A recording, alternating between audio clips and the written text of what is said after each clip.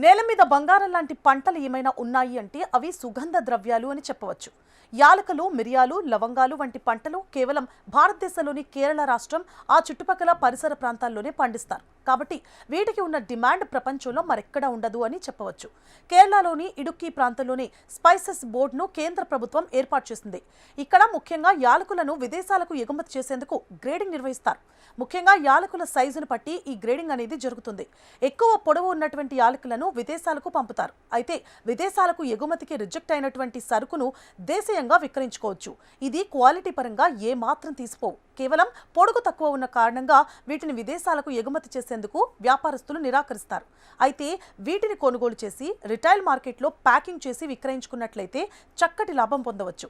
సాధారణంగా కేరళలో ఎక్స్పోర్ట్కు రిజెక్ట్ అయిన అంటే సెకండ్ గ్రేడ్ యాలకులు, మిరియాలు, లవంగాలను స్థానిక రిటైల్ మార్కెట్లలో విక్రయించినట్లయితే చక్కటి లాభం పొందవచ్చు. మీరు ఎగుమతికి రిజెక్ట్ అయినటువంటి యాలకులను కొనుగోలు చేయాలి అనుకున్నట్లయితే కేరళలోని ఇడుక్కి జిల్లాలో వీటిని ఎక్కువగా విక్రయిస్తూ ఉంటారు. ఈ రిజెక్టెడ్ సెకండ్ గ్రేడ్ యాలకులను వందన్మేడు, పుత్తడి, కొమిల్లి, సంతాన్పార, నేడుంకుండం మార్కెట్లలో ఎక్కువగా విక్రయిస్తూ ఉంటారు. వీటిని ట్రేడర్లు వేలంపాట ద్వారా కొనుగోలు చేస్తారు. ఇక సాధారణంగా సెకండ్ గ్రేడ్ యాలకుల ధర 1 కేజీ 1800 రూపాయల నుంచి 2000 రూపాయల వరకు ఉంటుంది. అంటే క్వింటా 2 లక్షల రూపాయల వరకు పలకవచ్చు. ఇక తక్కువ వాసన, లైట్ కలర్ ఉన్నవి 1 కేజీ 1600 రూపాయల నుంచి 1800 రూపాయల వరకు ధర పలుకుతుంది. ఇది క్వింటా 1,60,000 రూపాయల నుంచి 1,80,000 రూపాయల వరకు పలుకుతుంది.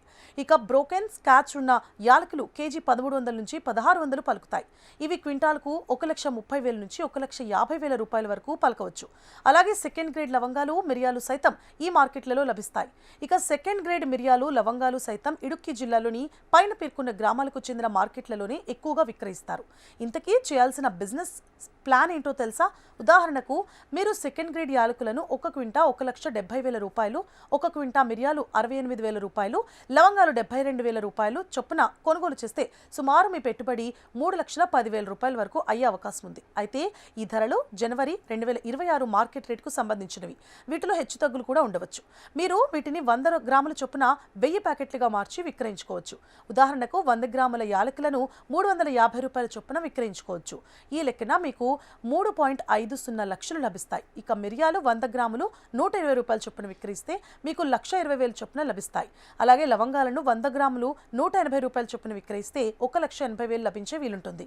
ఈ లెక్కన మీరు పెట్టిన పెట్టుబడి యాలకులు, లవంగాలు, మిరియాలపై ముందుగా అనుకున్నట్లుగా ఒక్కోటి క్వింటా చొప్పున పెట్టుబడి 3,10,000 కాగా వీటి ప్యాకింగ్, లేబుల్, ట్రాన్స్పోర్ట్ ఖర్చు కలిపి